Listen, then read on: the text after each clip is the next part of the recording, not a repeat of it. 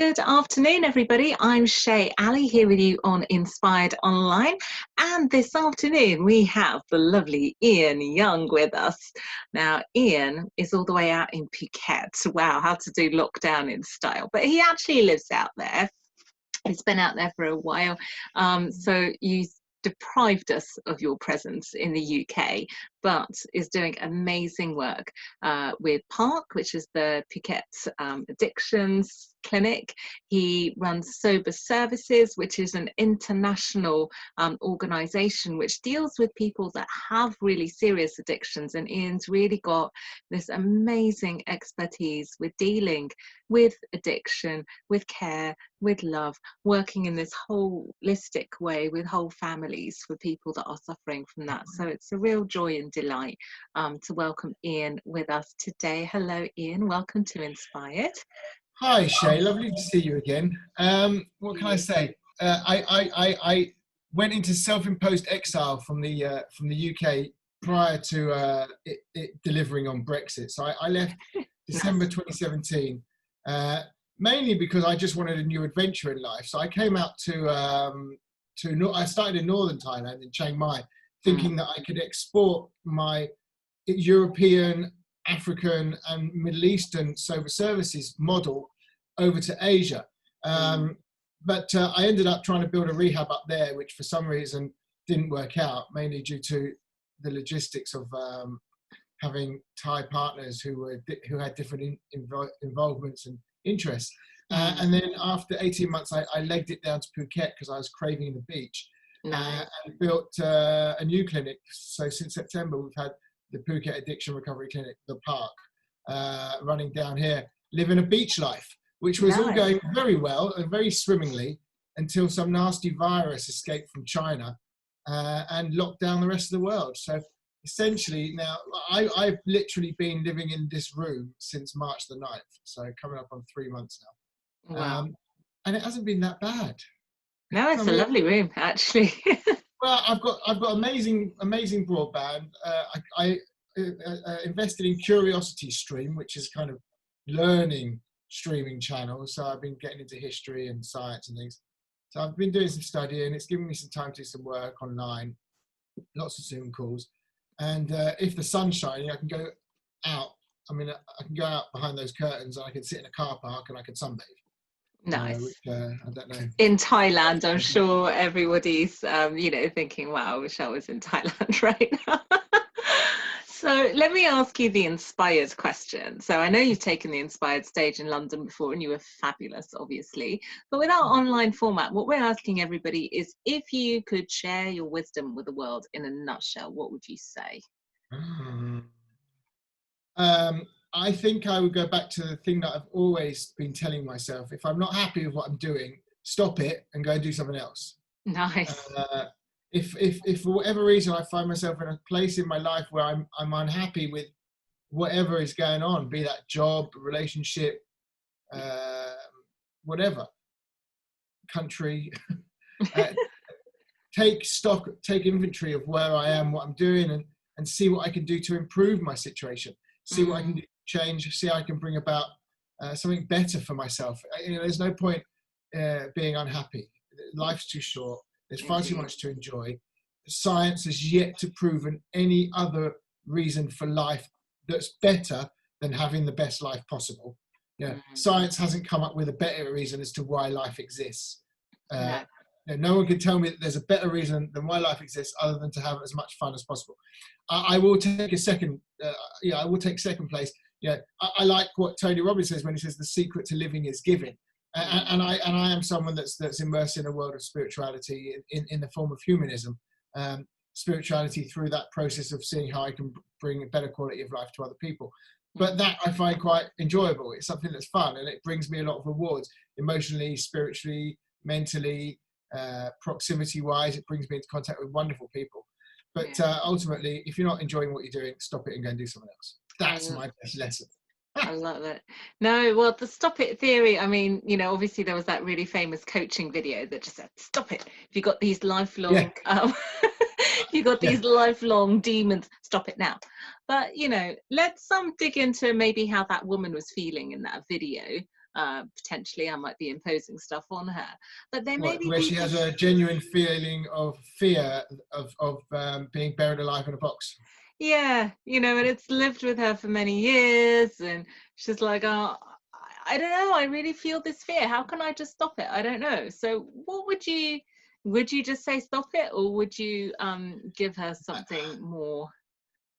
There are occasions where I believe it's useful to use language such as, get over it, or move through it, or turn it over. But generally, if someone's got a fear, if someone's living in a place of genuine fear about something, first of all, you need to decipher whether or not it's a rational fear or an irrational fear. If it's a rational fear, like you live in the hurricane zone and you're scared of hurricanes, well, then move.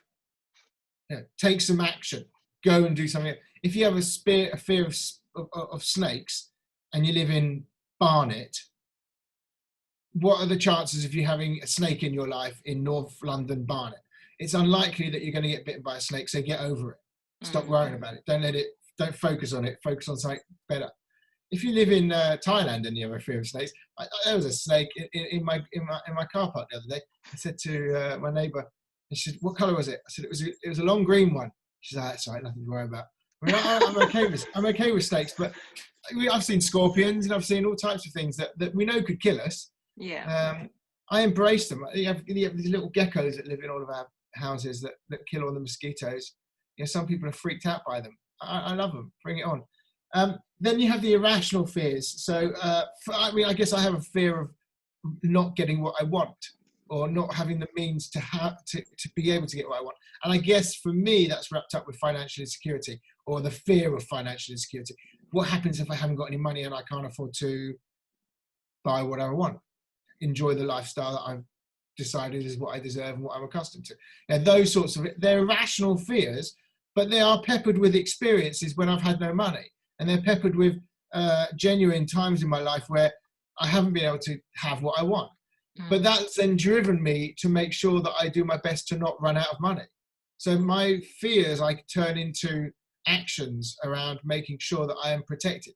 A really good example, coming from the world of addiction, is protection of my supply. I have a great fear. I'm a recovered heroin addict, cocaine addict, alcoholic, all types of other drugs as well.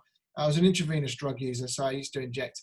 But I was terrified I was more terrified of running out of, more terrified of getting arrested and being imprisoned because it was a criminal justice world rather than a health-centered problem. They treat addiction as a criminal justice thing rather than a public health. But so they'll put me in prison for injecting drugs that make me feel good. And my fear was bigger of prison than it was of running out of drugs. So I was more likely to go into a cold turkey illness than I was to let myself be arrested. And that meant I went to considerable lengths to make sure I didn't get arrested, or I didn't get convicted, or I didn't get charged for it.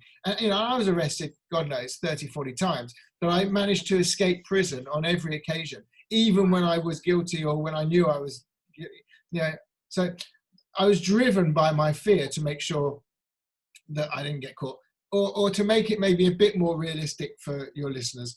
So I was a smoker, and when I decided to stop smoking, I was already 5 years sober. This was 2006, and I was in a meditation process, and I'm talking to God as I understand God, which is a weird thing because I don't believe in God. So I'm the biggest atheist you'll ever meet who believes in God. It's kind of crazy. Nice. I can tell you that story sometime. So I'm talking to God, and God's saying to me, "What's the decision you don't want to make?" I said, "Well, I'm going to be better at work. I'm going to make more sales. I'm going to make my company bigger. I'm going to do better things for the business." And God says to me, "No, that's the decision that you do want to make. What's the decision you don't want to make?" I said, "Okay, God, I'm going to be a better lover to my girlfriend. I'm going to treat her better. I'm going to make sure that she's happier." And God says to me, "No, that's the decision you really want to make. What's the decision you don't want to make?" And I intuitively knew at that point that God was telling me to stop smoking, because it wasn't a decision I wanted to make. I didn't have a desire to stop smoking. The moment I stopped smoking, I didn't have a desire to stop smoking. I'd just been talking to God, and God told me to stop smoking and make a decision I didn't want to make. I pull up my cigarettes. Now, this is where the fear thing comes in. I gave away my lighters. I had 2 lighters in my pockets. I gave them away. I had 17 packets. There's 17 cigarettes in that packet. I broke them up, threw them on the floor. Wow. In my car, I had another 5 packets and 2 lighters and a cigarette lighter. In my hotel room, I had another 12 packets of cigarettes. I gave them out to someone who was staying in a room next to me. Nice. Back at my house, back home, I had 11.5 cartons of cigarettes. That's 23,000 cigarettes. That is someone who is making sure he's not going to run out of cigarettes, because somewhere or other, I've got a fear of running out. I've got a fear of not getting what I want. I've got a fear of not having what I want. So I have this irrational fear that I'm going to run out of cigarettes. So I hoard 11.5 cartons, 23,000 cigarettes. It's crazy. That's an irrational fear acted out. So I protect my supply.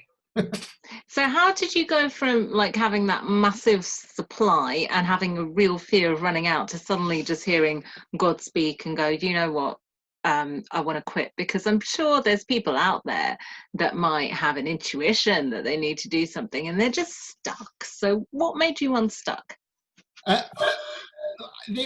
cannot answer that with any kind of legality to it, apart from the woo-woo side of things. That I made a deal with God that I didn't, a God that I don't believe in, that I was talking to, communicating with, who was telling me to make a decision I didn't want to make.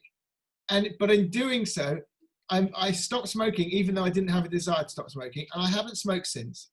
Yeah. I threw them away, and over the next few, like 3 to 5 days, where you're going through the nicotine withdrawal, where you're feeling it in your teeth and you're bouncing a little bit and you're jittery and it's keeping you awake and your muscles are bouncing. And I mean, it's not really too bad, but it's relevant if you've never had any kind of withdrawal before.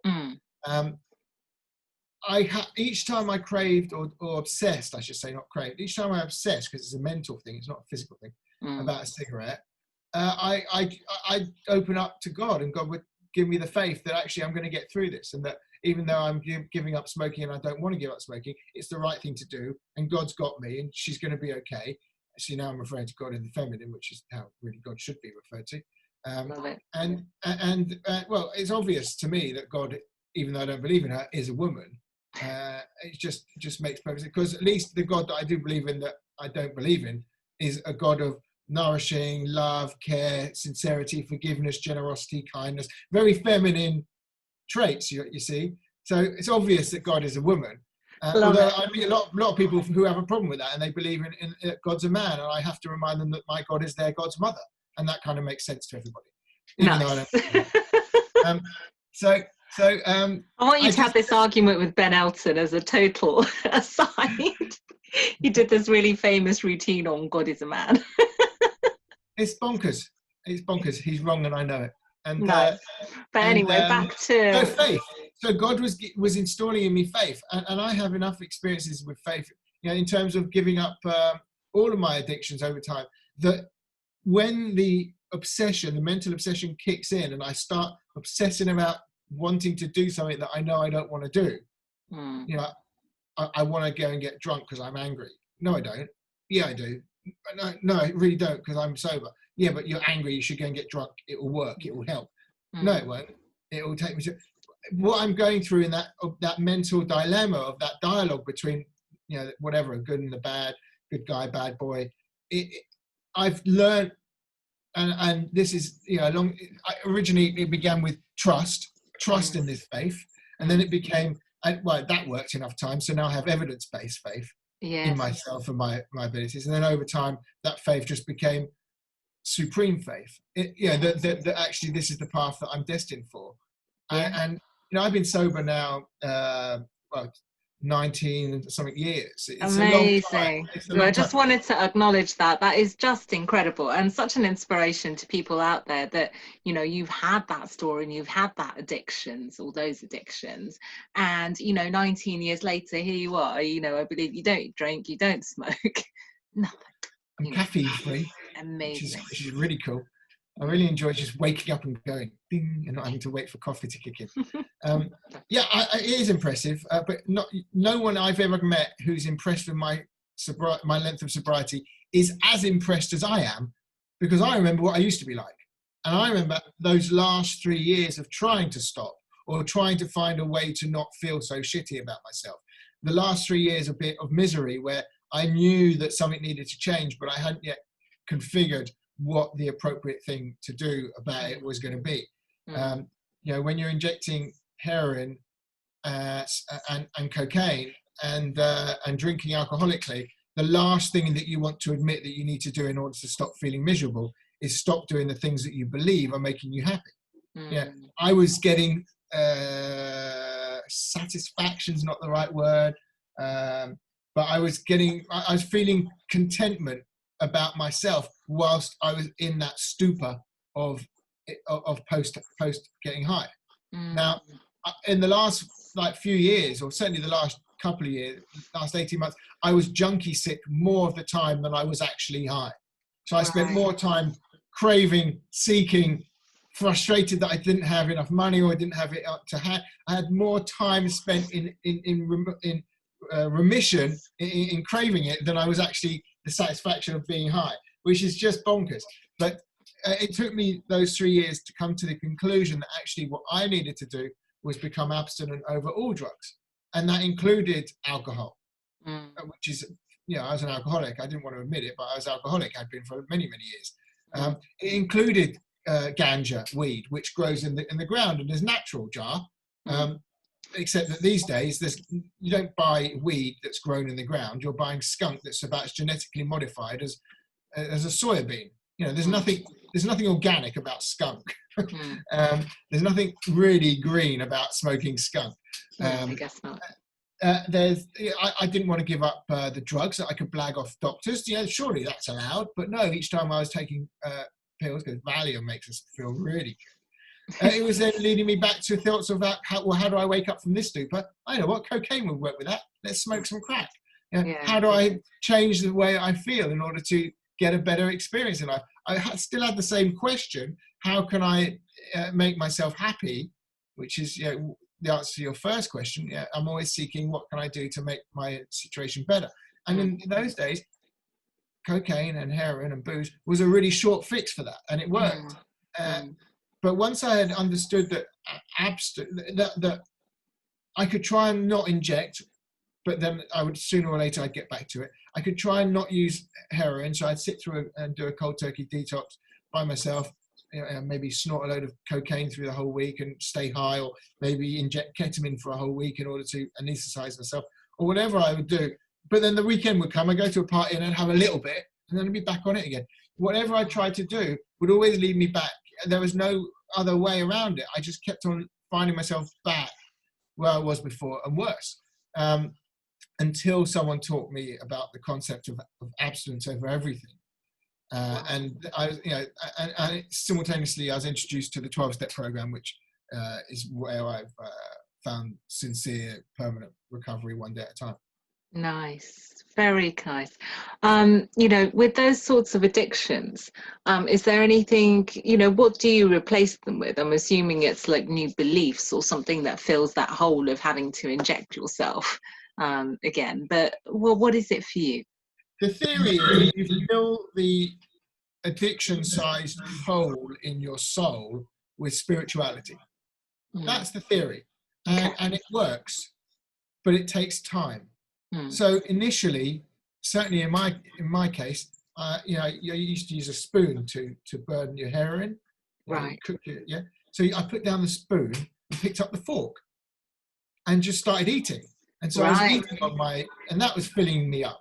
And I went from 8.5 stone when I arrived in 2001 to 12, 13, 14 stone over a few years. You know, I put down the spoon, picked up the fork. Those of you that know me know that I have an intimate relationship with chocolate. This wasn't helped by when I found sobriety. I'd never been employed legally before. I'd always been a wheeler and a dealer, and a hustler and a bustler, and you know, someone that lived off my wits. Most of it nefarious and illegal. In fact, all of it illegal. In fact, all of it was certainly tax-free. Well, what a switch now, right? Amazing. And some friends gave me some cash in hand jobs when I first got sober. But my first real job, legal job, I was interviewed by Nestle, Mm. and being the very green activist that I am, I turned up to Nestle for their interview with this massive chip on my shoulder, saying, "Well, I'm only prepared. I've never been to a job interview in my life. I've never had a job before. I'm only prepared to work for you for 6 months on account of your horrific backtrack history on how you have been giving away powdered milk to African women until their breasts no longer lactate, and then when they give birth, you then sell them, force them to buy the powdered milk that they can no longer afford and they can't live without." And and the whole corporate greed of Nestle. And I gave this whole spiel about how I was anti-Nestle and how I'm only prepared to work for you for 6 months. But they gave me the job, and I ended up. I love it. I was one of their salespeople, and my role was buying and selling their chocolate wholesale and shifting it around the UK. And from the start, every 6 weeks was a new product. So there was like whatever, Kit Kat chunky or whatever. Every 6 weeks was a new product that I was instructed to focus on. The whole sales team was focused on. And consistently from the start, every 6 weeks, I was in the top 3 of the country. Wow. And I had no experience and no knowledge of what the hell I was doing that was different to anyone else in my team. I don't know why they were all such slackers. There was me, some girl in Scotland, and someone else in the north somewhere, and we were smashing it. And yeah, I can only say that I had enough experience with how to, let's use language, how to buy and sell wholesale. Okay. That I understood the whole economics of buying and selling and moving chocolate from around the country, up and down the world. So I basically took drug dealing and drug trafficking and drug smuggling to a more legal space, and showed that I could do it. And after 6 months, they gave me a nicer car, and then they gave me a nicer salary, and then they gave me some more bits and pieces. I ended up working with them for 18 months before I moved on. But it was a great period of learning for me. Being sober, having a legal job, and getting a P45 or something. Is that right? Yeah. Bye-bye from your job. But I think that's a real, the lesson I think we can all take from that is you always have skills. Even if you think, I've never had a job, I've never been legal, can't do this, can't do that, there'll be something that you've got that you can transfer into something else, and suddenly all those things that you've done start to make sense. I love that. I'd love to ask you about one of the other things you do is work holistically with people's families to support them through their addictions. So what is something that you would say to someone that has someone they love in their life that they see that is in pain or is, engaging in behaviours that are potentially harming themselves? How can we support them? Well, I'm actually, I've been working with addictions or with people with addictions and their families now since essentially 2003, 2002, 2003. But since 2008, I've gone out with my own private practice, which is branded Sober Services. My skill is actually where I'm just going to use blag names, but like I'll get a phone call from a mother, can you help me with my son, Johnny? He's doing this, that, the other. And the perception is that I'm going to walk into the room, look Johnny in the eyes, do my little bit of magic, and Johnny's suddenly going to change. But it's really not that at all. The reality is that in order for me to have an impact on Johnny, I use the family.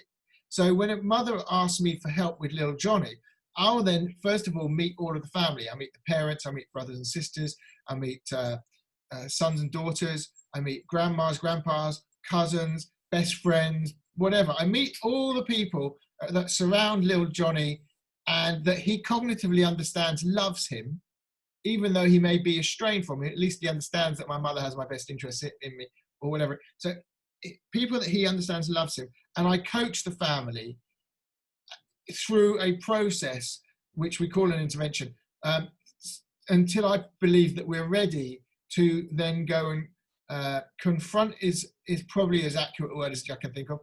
Confront Johnny from a place of absolute love, but complete honesty. And generally, in 85% of the cases, because I've structured it and I set the scene and it's kind of my controlled environment for me. I mean, everyone else is shitting themselves, but I know what's going on. I know the process. Little Johnny, for the first time, hears and feels the love from his family, and we get them first thing in the morning, so Johnny isn't drunk or isn't too stoned or isn't too high, so his emotions are awake, and he hears and feels the love from his family, which holds him. Then the family deliver him the data, which is the honesty part of it. So when I see you injecting, getting high, I am scared that you're going to overdose. Or when I see you crashed out in the car after drinking, I'm terrified that you're going to create a drunk accident, or you've got the kids in the back, you're going to kill the kids in a drink drive accident, whatever. So we anchor in the honesty with, again, feelings. And in 85% of the cases that I do, that's enough for little Johnny to go, blimey, what am I doing? What should we do about it? And ask for help. And then the help, we deliver the help, which generally will be, let's take you to rehab.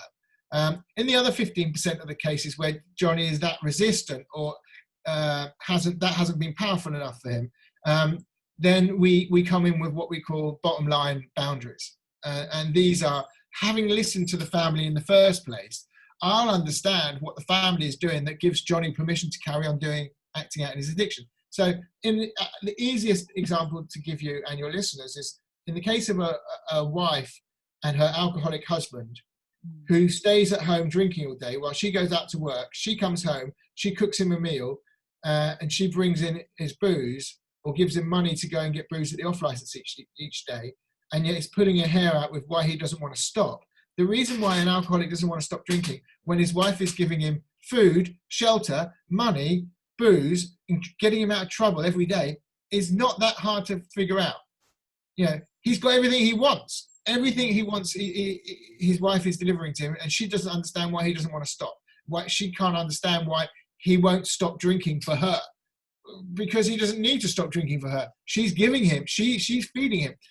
So that boundary in that case is going to be that I'm no longer going to give you, I'm going to get you out of the house, and Ian and his team are going to remove you. I'm not going to give you any money. I'm not going to support you anymore. I'm going to file for a divorce. You're not going to see the kids. You're not going to have the car keys. But, and I listen to what the family is telling me, and I basically use that to then twist it around to those are the enabling patterns that we're going to remove from your life if you're not happy with just hearing the love and honesty. So again, it's kind of at that point we're leveraging him to accept the help that we're giving him.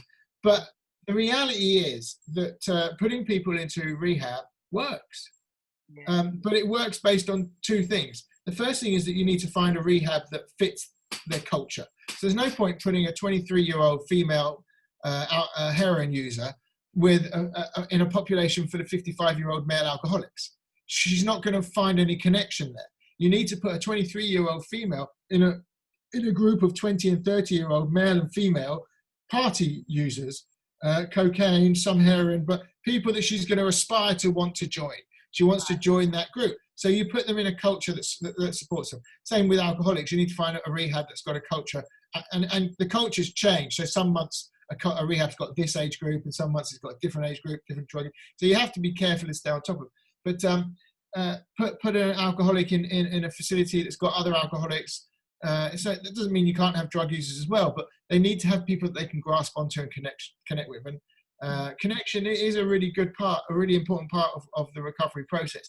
Connecting with other recovering addicts and alcoholics is really important. And the other deciding factor, because there's no point in sending anyone to treatment for 2 weeks or anything like that. 4 weeks is the absolute minimum, and the outcome statistics, I don't really support it. They're talking about 60% success rates, which I still think is probably inflated. I know places that I won't name, but that are well known, that really people that are going there for 28-day programs are lucky to come out in 30% success rates. Wow. The evidence supports the longer you stay in treatment, the better the outcomes. So I've always been a big talker of stay as long as you can, stay as long as possible. People that stay there for 2 months and 3 months have significantly better outcome results than anything compared to 4 weeks and below. People that go there for 2 or 3 months, you're now looking at them over 70% success rates if the clinic's halfway decent. Yeah. And so that's the two magical parts of rehab. Put them in a community that they aspire to belong to, and leave them there long enough that they aspire to belong to it. Right. And then the magic happens. And it's like, I think just applying that to all of life really is, that to create a new habit for people that, maybe want to exercise more, whatever it is, you actually need that time. If you do it for 2 days, it's not your life, If you Great do example. minimum 28 days, well, suddenly you get the bug and you think, and hopefully longer. I think they say that the behaviour change becomes a habit after 90 days or something. Nice. So that's the kind of length of time that we're talking about. Spend that time dedicated to your newfound recovery, and it becomes your new habit. When you go to 12-step meetings, they say go to 90 meetings in 90 days. Okay, I mean, I did 87 meetings in 90 days. At 5 years sober, I was still doing 5 meetings a week. Wow. But going to meetings isn't the program. Going to meetings is just the connection. The program is really the 12-step program, which is where you free yourself from the mental obsession, and you find recovery beyond anything you could possibly have dreamt of. Ian, it's been so lovely to spend this time with you today and visit Phuket for a short period. Yeah, come out. Yeah, I will, when I'm allowed to, for sure, definitely.